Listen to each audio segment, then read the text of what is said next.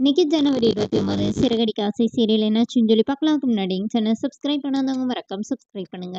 இன்னைக்கு என்ன அப்படின்னு சொல்லி பார்த்தீங்கன்னா, ரோஹிணிக்கு இந்த மாதிரி பேய் பிடிச்சிருக்குன்னு சொல்லிட்டு கூட்டு வந்திருக்காங்கல்ல. அப்போ அந்த சாமியார் என்ன கேட்குறாருன்னா, இப்போ இப்போ இடையில அவங்க சொந்தக்காரங்க யாராவது இறந்தாங்கன்னொடனே, ஆமா சாமி அவங்க அப்பா தானோடனே, நான் கரெக்டாக கண்டுபிடிச்சிட்டேன், அந்த ஆத்மா தான் இவன் மேலே ஏறி இருக்குன்னொடனே, இப்போ ரோஹிணி மனசுக்குள்ளே என்ன நினைக்கிறாங்கன்னா, எங்கள் அப்பா செத்தே 5-6 வருஷம் ஆயிடுச்சு, இப்போ நான் எப்படி சொல்லுவேன், இங்கேருந்து எப்படி தப்பிப்பேன்னு சொல்லிட்டு எனக்குன்னா ஒண்ணும் இல்ல சொல்லி சொல்றாங்க. அவர் பெரம்பாலே கால்ல ஒரு அடி அடிக்கிறாரு. "அம்மா ஆன்டி வலிக்குதுன்னொன்னே" இங்க மனோஜ் ஓடி ச ஐ இந்த மாரி தடுக்குறாரு. அப்ப உடனே அந்த அந்த சாமியார் என்ன சொல்றாருன்னா, "இப்ப நான் அடிச்சது இந்த பொண்ண இல்ல, அந்த ஆத்மாவ. அப்பதான் அது ஓடும்ன்னு" சொல்லிட்டு ஒரு பெரம்பு கம்ப மனோஜ் கையில குடுத்து டெய்லி 3 நாளைக்கு காலையிலயும் சாயந்தரமும் இந்த மாரி நீங்க அடிக்கணும் அப்படின்னு சொல்றாரு. இப்ப ரோஹிணி ஒரு நாளே தாங்க முடியலன்னு சொல்லிட்டு அங்கிருந்து ஓடி ரூம்குள்ள ஓடிர்றாங்க.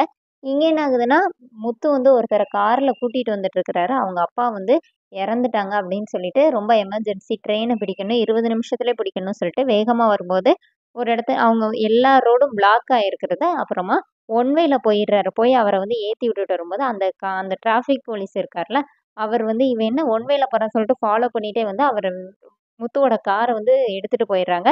"நீ அன்னைக்கு என் சட்டைய பிடிச்சல, எப்படி கார் எடுக்கிறேன்னு பார்க்குறேன்னு" சொல்லிட்டு அவர் போயிடுறாரு.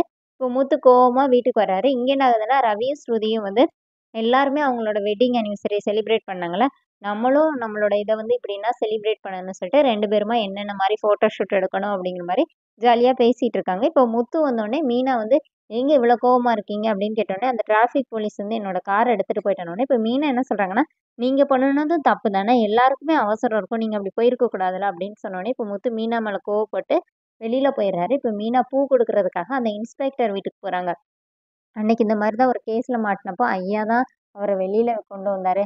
அதே மாரி இப்ப இன்னொரு கேஸ்ல வேற மாட்டிட்டாருன்னோனே, "என்னம்மா அப்படி இருந்தாலும் ஒன் வேல போனது தப்பு தானே" அப்படின்னு சொல்லிட்டு அவங்க ஒய்ஃப் கேட்டுட்டு இருக்காங்க. அதோட இன்னொரு எபிசோட் எண்ட் பண்ணிட்டாங்க. நாளைக்கு என்ன அப்படின்னு சொல்லி பார்த்தீங்கன்னா, மனோஜும் விஜயாவும் ரூம்குள்ள வராங்க. அப்போ ரோஹிணி படுத்திருக்காங்க. "அடிடா, அடிடா" அப்படின்னு சொல்லி விஜயா சொல்றாங்க. இப்ப அந்த கம்பு வச்சு ரோஹிணிய அடிக்கிறாரு. ரோஹிணி கத்திட்டு எந்திரிச்சு உட்காந்துருக்காங்க. "இல்ல ரோஹிணி, அப்பந்தானே அந்த ஆத்மா உன்ன விட்டு போகும்" அப்படின்னு சொல்லிட்டு இவங்க 2 பேரும் ரோஹிணி கிட்ட சொல்லிட்டு இருக்காங்க. அதோட என்னோட எபிசோட் ரன் பண்ணியிருக்காங்க. தேங்க்